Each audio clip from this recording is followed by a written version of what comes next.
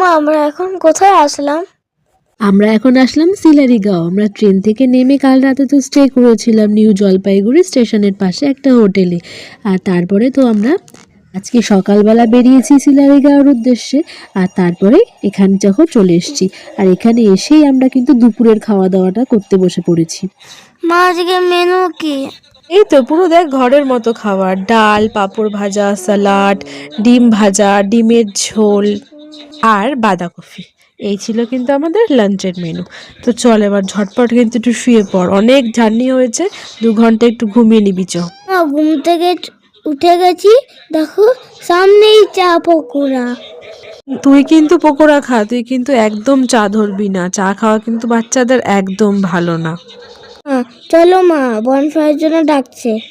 মা ওখানে কিন্তু চিকেন ফ্রাই বানাচ্ছে, আমরা কিন্তু স্পষ্টভাবে খাবো, হেভি টেস্টি। ঠিক আছে, খাবি খাবি, চ তো আগে। কত ঠান্ডা, কিন্তু টুপিটা কিন্তু অবশ্যই পরে থাকবি, নাহলে কিন্তু খুব ঠান্ডা লেগে যাবে। দেখ এখানে কত সুন্দরভাবে বনফায়ার হচ্ছে, আর এই দেখ চিকেন ফ্রাই। আমার চিকেনটা কিন্তু দারুণ টেস্টি। হ্যাঁ, শীতের রাতে এরকম আগুন জ্বলছে পাশে, তার পাশে এরকম চিকেন পকোড়া, ব্যাপারটা কিন্তু বেশ ভালো, বল? মা দেখো বাবা বন্ধুদের সঙ্গে ডান্স করছে। আচ্ছা ঠিক আছে, চল এবার আমরা ডিনারটা করে ফেলি।